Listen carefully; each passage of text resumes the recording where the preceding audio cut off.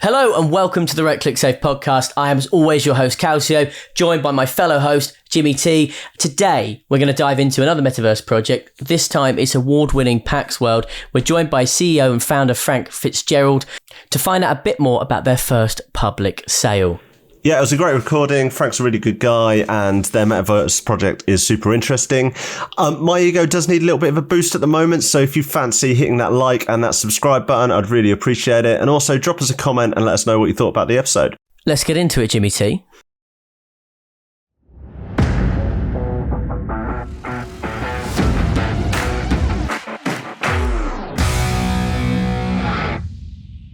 Frank, it's been an absolute pleasure to record with you today. Thank you so much for joining us. I think a really good start point for us today would to try and get a bit more of an understanding for our viewers about Pax World, what the metaverse is that you guys are building, and really how it differentiates itself from such a crowded space. Yeah, thanks for having me. I really appreciate you having me on.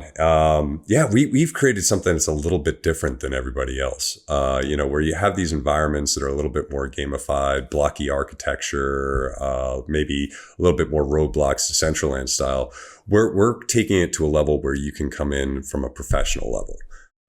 And be able to have education, conferences, your underlying art shows, museums, everything.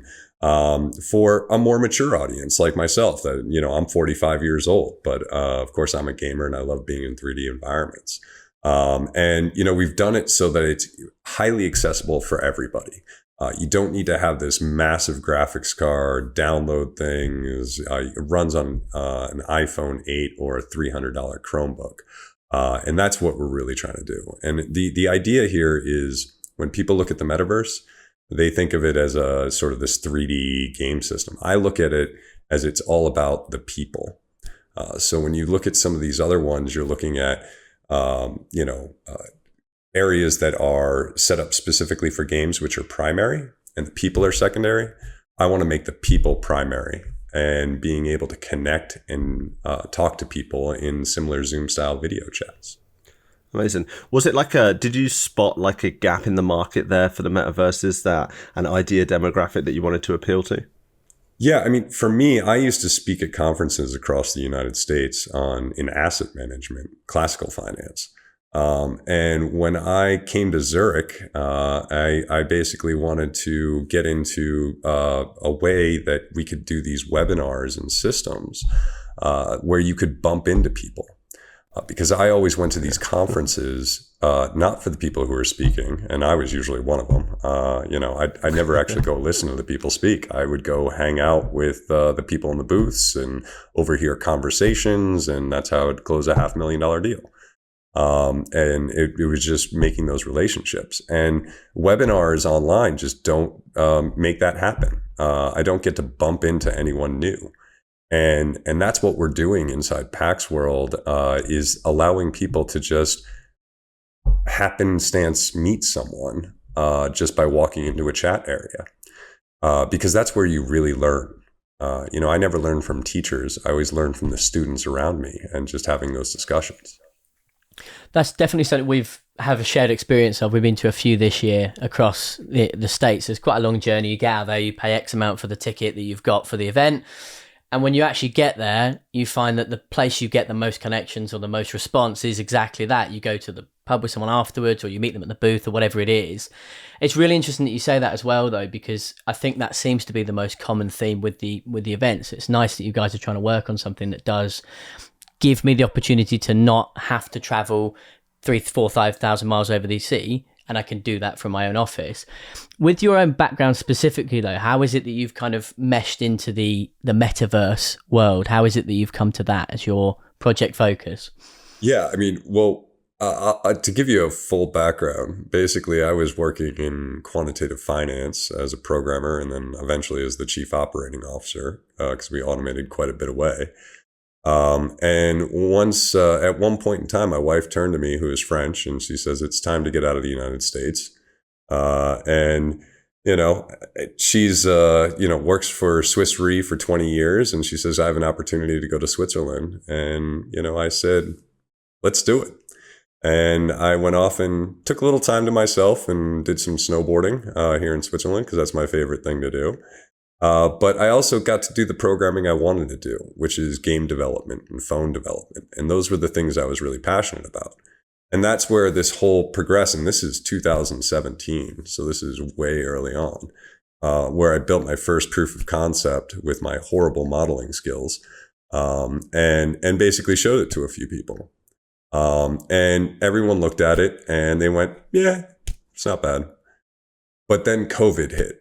Right. And I had played with it, gotten a little bit further along as we went. And once COVID hit, we immediately everyone called me and said, could you get that up and running tomorrow? And I said, no, I can't do it in a scalable way. And I can't do the art and the things, at that level. So I went out and raised some money. I put money in myself and hired a team. And that's where we really started working for about 8 months before we got something up and running really well and started running our first events. And my whole idea was I wanted to build the application and system first and then build the currency in the Web3 side. Everyone else did it the opposite way. And I guess I'm just dyslexic and, do things backwards, and actually get a product first before I raise money. And you know what I realized in that whole process is that it's really easy to build a bad metaverse. I did it myself. What's really hard is building a good metaverse and understanding not only the technical side of it to make it work on everything, but the social aspects of walking around in the metaverse and how that actually changes the interactions. Creating a Zoom style video chat is very easy. How do you explain to users moving in and out of areas and where there are presentations and where you're getting connected with different people is very difficult. That's cool. The metaverse in general is such a broad spectrum of things. As you said, you've got so many different layers that you guys are kind of catering for in your own metaverse.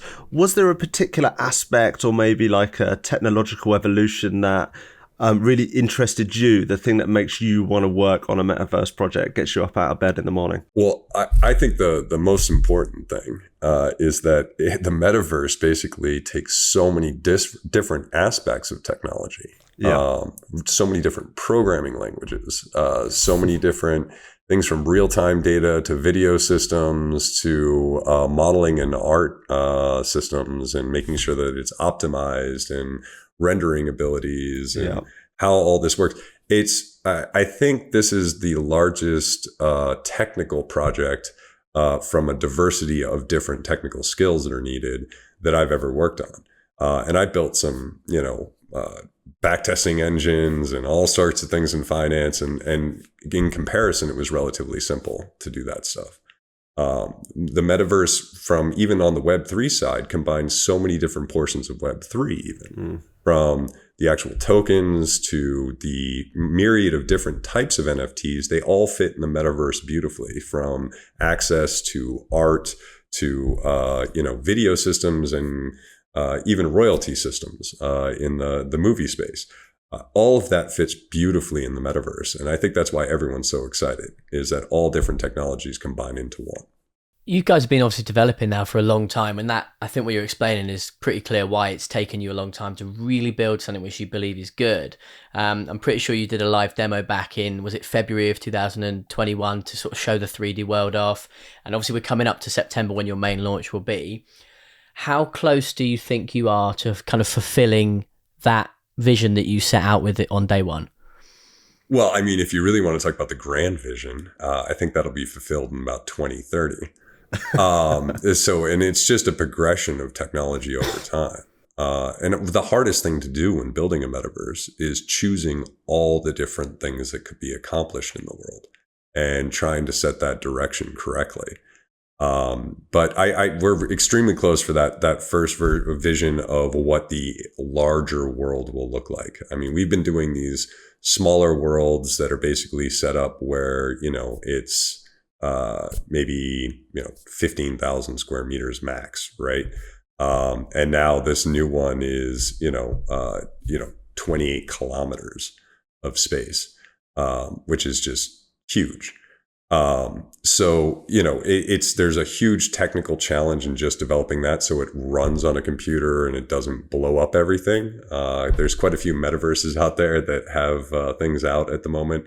You walk for about 5 minutes and you get that massive memory error. So we're making sure that doesn't happen. And that's one of the biggest challenges on these larger areas. So I know that one of the main areas that you're kind of catering for is business, like for businesses to come in, use the metaverse, have their kind of from everything from, I guess, from their daily activities to events and things like that. Have you used Pax World internally within your own team, had like meetings in the metaverse and things like that? How often does that happen? Daily. So we're doing all sorts of things, and we even the sneakiest thing that we do is we'll take people that we know that are competing for our business, or we're competing for getting in with them, maybe various exchanges and whatnot. And in our office space, we'll schedule it in the center meeting area. We'll schedule one of the guys at 1:00, and we'll make sure that the second guy is at 2:00, right? Yeah. And that way they actually bump into each other while they're walking into our metaverse. And that's something that doesn't happen in a Zoom call, right? Yeah. So, they'll be walking by and be like, oh my God, that's John from that other competitor. I guess they're talking with them, like I know them, and they'll actually have a conversation about why they're with Pax World and what they're doing. And it's that sort of interaction that we can provide that others can't. And it's also just that thing where you're walking around the office and you see one of your colleagues there and you don't have a scheduled meeting, or you see a meeting going on, and as a CEO, I can go walk right into that meeting and I wasn't supposed to be there in the first place. I just had my other call ended early. So those happenstance meetings are absolutely fantastic and really provide a lot of value. Nice. And was that did you like create avatars for these guys as well? So would they, because I know that you guys can do avatars that look almost exactly like yourself. Was that for these calls as well? Would you generate avatars for them? Sure. It's just one picture that you just take online, nice. Where you just, the second you set up your avatar, you just take a single picture and it will generate your face on top of that avatar. Nice. And that's why you can, that's one of the greatest things is just being able to recognize that person. Yeah. The weirdest experience I ever had is when we ran our first event out of the Zurich Bar and Club Commission. And for some random reason, my friend from high school had heard about this thing in the States, and he joined in. And I'm sitting there dancing, watching these DJs play. And I look over and I'm like, that's Mark. I know that's Mark. and I walk up to him, and sure enough, it's Mark, and I hadn't seen him in quite a long time. That's so cool. Yeah. that's the real value of the metaverse, right? Yeah. So if I just saw a name on the webinar on the right, I would have never chatted with the guy. Exactly. No, that's very cool. Big part of Web3 though is for people to use, like for example me, I'm a little doodle, right, and I've always had that consistently for months now as my profile picture on Twitter, and I think that would be far more recognizable to our audience than my actual face. Are you thinking about ever integrating for people who are business users that want to use their actual NFT profile pictures? Would they ever be able to have anything where they could use those as well, or? They're already out there. So like if you search for people, you can actually put a profile picture next to the name and actually see that. We actually had it at one point where as you were walking around, you could actually put the profile picture above the avatar as well. And this is one of those interesting interaction things. When you have 75 people walking around like that, and those names are popping up all the time around, it gets a bit annoying to see those images constantly. And there's also a memory profile that actually gets sucked up into that too. So we've actually removed that feature. And there's so many features that we've placed in and then later took out. But you do still have it against your profile name inside our chat system or when you're searching for people.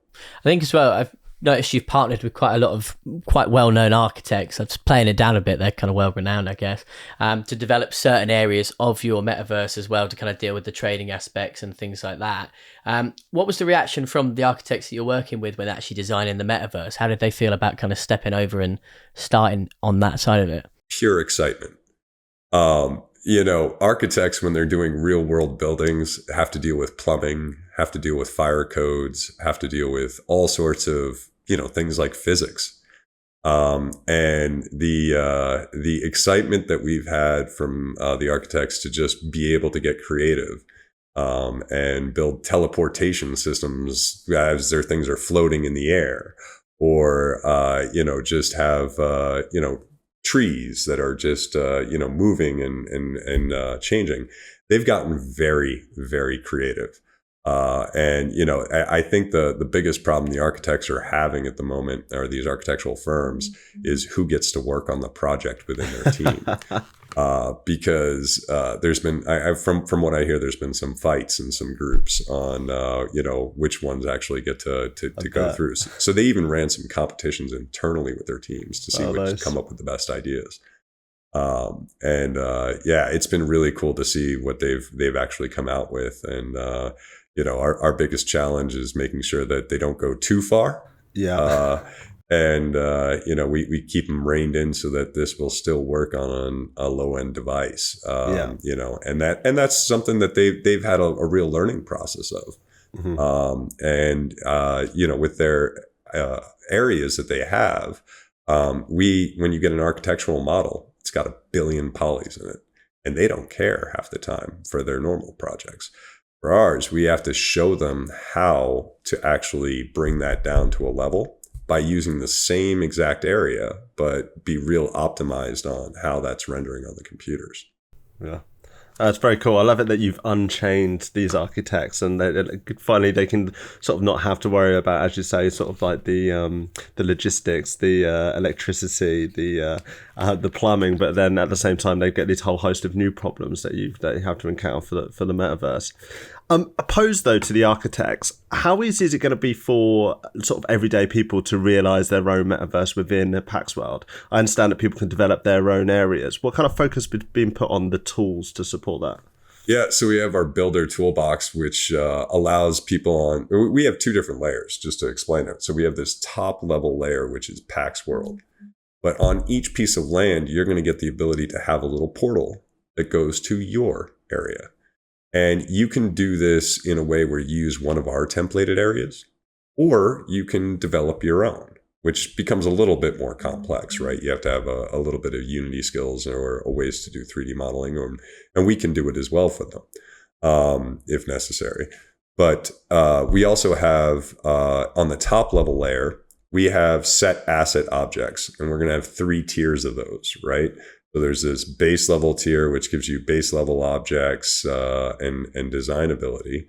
And then you have a second one, which allows you to material some things, change colors a bit more. And then we have like the premium tier to upgrade your land that will allow you to have every single image and thing that you want to actually do, and even import some of your own models to a level.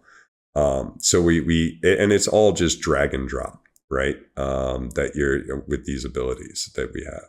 So it's relatively simple. We're trying to make it simpler and simpler and simpler with the UX side of it, because we want to make this accessible to everybody. And you don't have to be a programmer. You don't have to be this massive Unity guy to actually be able to implement some of this stuff.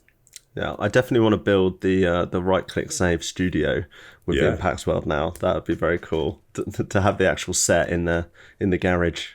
Yeah, I mean, I what we're looking at our roadmap is having everything out so that you can start walking around the world in September and building out your areas.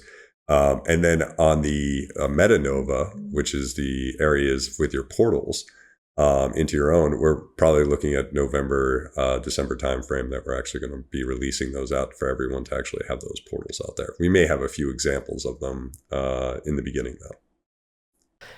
It brings us quite nicely onto why I guess you've joined us today more than anything else, which is that your first major public sale, or your first ever public sale, is available now, as of time of recording, for the 26th of July. And I'm pretty sure there are 500 plots that will be available for people to purchase, and then they become part of what you've dubbed the exclusive 500 club. Can you tell me a little bit more about the kind of perks of being in that club and what members actually get for being there? Sure. So the Pax 500 Club is this first public land sale that we're doing with the first 500 pieces of land that are going out onto OpenSea on Tuesday. And what we're going to be doing is giving people an allocation of token with our Pax W token, which helps them, operate within the world, but also exclusive access to our events that are both in person and online. And we even have an own island that only people with the Pax Pax 500 NFT will be allowed to actually enter. And there we're going to have all sorts of neat features that might be in development moving forward, give you exclusive access to new information, because you get to be sort of the OG group of the underlying Pax World. And so we're really excited about what we're doing with that. We're going to have all sorts of different benefits for these first users that are actually in our environments building. That's very cool. How have you guys found the community building side of it? Obviously, you've got background in the tech side of things. How have you found transitioning over to Web3 and the whole kind of community building aspect of it? Well, the community aspect is actually the thing I love most about Web3. And it's the excitement that everyone has. So, when I was in finance and talking with competitors and stuff, there was sort of this, hey, I'm against you, you're against me sort of attitude. And when I'm in the metaverse space, everyone's like, yeah, let's join together as a partnership. And let's talk about how we can integrate together. And, they basically see this whole community of just like all boats float. Right. Yeah, absolutely. And that sort of aspect of Web3 is something that I absolutely love. But the community aspect of just building, it's difficult to get people engaged, understand the project, understand everything about it. And because there's so much with the metaverse, it's just trying to explain that to everybody, which I find it can be more challenging than I thought it was. And I think with all these partnerships that we're announcing here over the next couple of days, and actually over the next couple of months, it's going to be really exciting to just watch that community grow, because we've really kind of been, I wouldn't say stealth, but semi-stealth at this point, not releasing our land, not releasing our token, which was the best move we ever made here with the crypto fall down here over the past couple of months. I think it's going to be really exciting. And of course, just not as a little teaser announcement, of course, we're doing the Pax 500 this month. Next month, we're going to be doing everything about inclusiveness, accessibility within our metaverse, including quite a few different partnerships that we have with various groups on, making sure that we have inclusiveness and diversity within our metaverse. I've just seen as well that I think it's AIBC had announced that you were their Metaverse of the Year, which meant you kind of beat Sandbox, Decentraland, a whole host of others. How did that affect growing your community and actually really the pushing development and exposure of the product? Yeah, I mean, I think it was really because we're so different than other metaverses and kind of going in this specific angle and making sure that it's accessible to everybody. That's where we really kind of stood out from the rest in sort of that competition for Metaverse of the Year, outside of where everyone else was. And it was huge for us, right? So, having that feather in our cap with AIBC is just wonderful. And we've been really good partners with them ever since, attending their conferences and whatnot, and speaking in different events that they've had. So, it's been really a big bump for us in that perspective. It's a great organization, a great group for us. In your opinion, sort of personally, obviously the metaverse, especially that you guys are building, is covering so many aspects in terms of like social, gaming, virtual business, education. For you personally, what do you think is going to be the use case that really drives forward the metaverse? Is it going to be business? Is it going to be social, gaming, education? It's interesting is when you're building a metaverse, what I've realized is, everyone's like, okay, well, what's your brand? Right. Yeah. And they're always sitting there asking you about this thing that you're trying to build Coca-Cola from a marketing perspective. And I think when you're building a metaverse, you're actually building a city and a city's brand, like similar to like what, the Philadelphia with the City of Love, the Big Apple, or, Paris, right? And, when you ask someone what is the thing that's driving Paris as, the really thing that it goes, or what's driving New York, yeah, you could point to fashion or finance or something like that. And that's how I describe the different metaverse projects that are out there, right? So you go to Las Vegas for the fun, you go to Paris for the art and architecture and the food, you go to Zurich for the banking, right? And I think that's very similar to how I see different metaverse projects at the moment. I think it's the ones that are going to go build the airports and the train stations to get people in between these things and drive that community that are going to be the ones that succeed. If you ask me right now, what is going to make our specific area more so than other metaverse projects and what's going to be the big driver, it's education, right?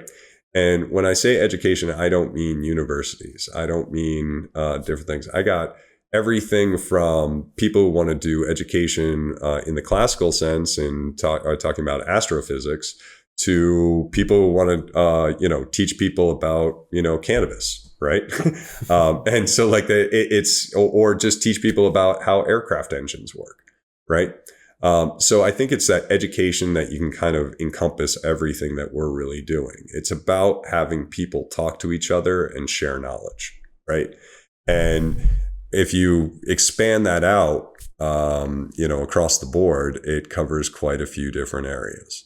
There's just so much scope to it, and I think that it's good that you've clearly shown that isn't, your focus primarily is on doing A, but you're fully aware that B, C, D, and E have to exist and kind of work together as a unit. And I think that's probably why you did raise as much money as you did. Obviously, 5.8 million was raised in your private seed funding. But how has the market actually affected you guys? Like, super honestly, because you've got that money in the bank. How did you kind of safeguard against it being negative? And how has it been building through? You've been building from well into the bull market all the way into where we are now. How has that actually affected the project? Because we didn't launch our token, that was fantastic. I've kept that money mostly in stable coin, which has been, a smart not Luna. move. Yeah, not Luna. There was that 1 hour where I had a bunch of USDT and I saw it go down to 92 at one point. Yeah. And there was a quick phone call that occurred there on figuring out what we do. But yeah, that was scary. Thank God we sort of held on to that for that hour. And didn't get out 8% under. So it really hasn't actually affected us massively from that perspective. Actually, what has occurred is because of ETH prices going down and we're selling our land in ETH. I think people are actually seeing a way to, get in for cheap into our underlying land sale. And so when you look at some of the land sale projects that are going out there at the moment, they're being quite successful in pulling that ETH in. So it's actually could be, that perfect storm for us that worked out really well. And as we launch our token here in September, I think we could be really well positioned to catch the upswing within the underlying market. Remember, that's my background, right? We used to do equity long only back testing on equities back to 1929 for pricing and 63 for like corporate financials. So, and if you can catch these downswings and that's where you're actually releasing and investing, it's actually could be perfect. Do you get approached by a lot of businesses in terms of them trying to work out their own metaverse strategy? Are you finding that businesses want to some way adopt the metaverse and they're kind of looking for a way to do so? Yeah. So one of the things that we're partnering with a few companies right now and is actually building out their metaverse strategy. And whether that's directly with Pax World or whether that's with, Decentraland or as a whole, we're working through because we've spent so much time in this area. They're looking at going to McKinsey or some of these larger groups to say, hey, get us a metaverse strategy. And they don't know anything about the metaverse or they've just looked at it in the past 5 months, So having sort of the experience of what this is, where the market is, and the amount of research that we've been doing over this for so many years now, puts us in a unique position to sort of help companies out with their metaverse strategy. And we're very agnostic in that same way. Is like, we want to push people to show them what we can do for them, but also, what's out there on the market that they can do and how they can make that interoperable transfer and drive people into the markets themselves. And what are the advantages and disadvantages? Because when you talk to a lot of these marketing professionals, they don't get the difference between, needing a, $3,000 graphics card, or, why isn't this running on a phone? And that's really important for people to really understand from a technical perspective, but it's just also the marketing perspective of how you're going to grow market share within the metaverse. Yeah. Because everyone kind of sees this as something that's occurring, that everyone sort of agreed that it will happen. Yeah. What people have not agreed on is how that's going to happen and where that usership is going to come from. Because right now, if you look at the top metaverses, you're looking at, in the tens of thousands of people per day, not the millions of people that you see. But they see in 2026, it's going to be millions, and it'll be hundreds of millions. We're definitely still at that early adopter stage for the market, for the metaverse. And it's good to see that companies are putting it as part of their Web3 strategy, because obviously tokenization and NFTs have been part of it at the moment. But I like the fact that we're now looking at the communication and the social side of Web3, and businesses are coming up with strategies for that. But at the end of the day, it's more for their employees and actualizing their work environment within this new kind of remote environment that we have. Yeah, and it's really trying to get some of these, I hate to say it, but there's old people like me running the companies of the world.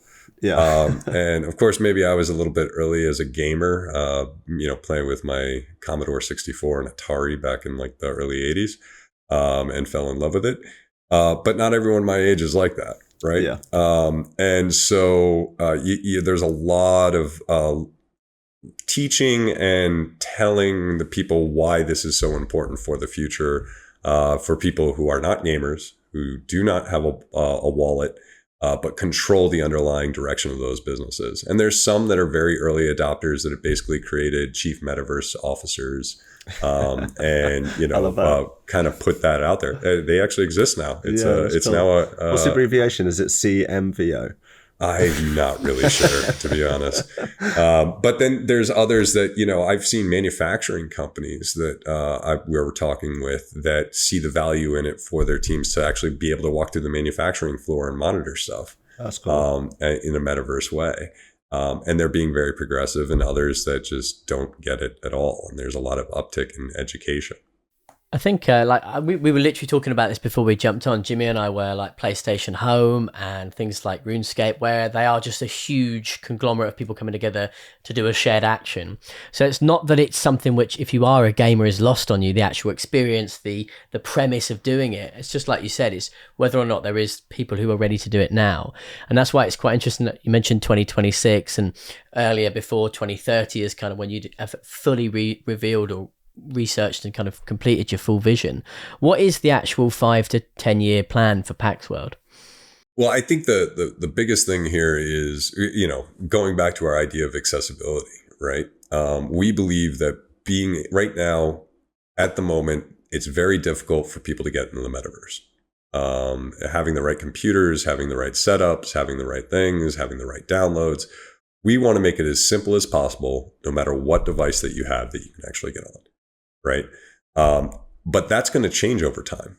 Right. So we want to make sure that we're progressing with that technology and not just staying with the same look, feel, architectural style, but be able to bring it up into the real world moving forward.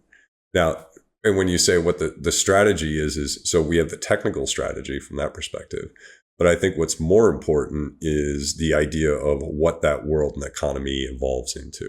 Right. And from our perspective on Pax World, it's a DAO, right? So our main goal right now is to get it to a level where this token is distributed and we have the boards and places for the underlying DAO to make those decisions for Pax World, right? we're not going to be a centrally controlled environment. Now, at this moment in time, we have to do a centralized environment to make this work correctly, right? Both from a technical perspective and just an implementation side. The real idea is over time that both on the technical side, we will move more towards a decentralized manner, whether that be everything from the way that avatars and assets are generated and stored on the blockchain, to even how you can control your data, and be able to make sure that that's all decentralized and you're releasing your data out specifically through a token. So there's a whole aspect of technology that we're trying to move towards that decentralized manner. But at the moment, my directive to my employees is if it affects user experience, keep it centralized. If we can decentralize it, do it in a decentralized manner as long as it doesn't affect user experience, right? And I see that progressing further later on. Now, we also have a company called MetaMeet, which is basically our platform to run Pax World and our platform that we are also providing to companies. And with that, that's progressing at a very rapid rate and will be outside of the DAO. And that is a whole separate conversation that we can have for another time. Yeah, I think DAOs are amazing. It's one of the things that kind of really first got me into the idea of it, into crypto and into NFTs early on. But also equally really dangerous for a company to use. And you've definitely got to find the balance right in terms of what kind of decision making you want to allow for your DAO and not shoot yourself in the foot by giving away too much and therefore affecting your vision. So I'm glad that you guys are taking that kind of patient and mature approach to integrating the DAO into what you guys do. Well, and I think it's as we get through the diversification of the underlying token and get it out there and we create this committee structured DAO, right? So it's not every single thing is always going to be voted on. You're actually going to vote for members that basically control that DAO and also act somewhat as the police of the underlying area, right? So people aren't putting up, offensive items inside the areas. And what is offensive is one of the hardest questions when you're building a metaverse, right? So we're going to have a base level set, and then that'll slowly be migrated over time with, how the world progresses. So there's quite a bit there. Nice. It's very cool. I was trying to think earlier, like, what is my kind of metrics of success for like a software project? And one of the things I was thinking of is often like integrations is when you see that product as available integration with other successful kind of web services.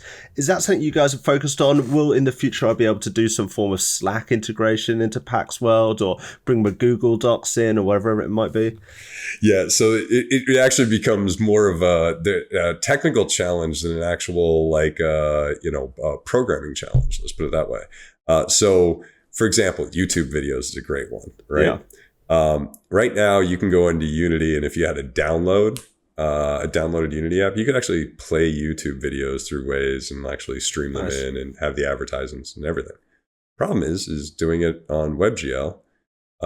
You have this thing called the cores that will block any request that it will go off to YouTube if they don't open it up. So there's a lot of more of those challenges on the partnership side. We're doing quite a bit in the Web3 space to actually open those up and have different integrations. And we have a couple of partnerships with a couple of major companies that we're working through on the video side, on different things to allow those integrations to occur. Very simple for us on our side. It's actually just working through those partnerships and getting them on board, which is, getting through the lawyers is actually harder than getting through the programming. Yeah, I bet, yeah. It's been an absolute pleasure, Frank. One of the ways we always want to kind of end everything that we do with a project is we'd love you to sum up Pax World in a minute or less. Yeah, for us, it's all about accessibility, inclusiveness, and having the greatest diversification of people that we can get into the metaverse in order to provide the best education, not just to the people that can afford it, but to the whole of the world. And that's really what we're all about. Education is really our passion. And that's what we're doing here at Pax World. Amazing. Love it. Sounds good. That's good. Yeah, I want to get a right-click save space on there. I'm sure that we can do like some premieres of some episodes, things like that. Once you got that video integration up and working. Yeah. No, I mean, so when you have like your own servers, it's not a problem. Yeah. It takes 2 seconds. It's just, hey, let's go to Google and say, hey, open up a CORS request from Pax.world on a domain. That's the difficult part. But you can also take any of your own videos and you can just upload them into our system, and we actually host them for you.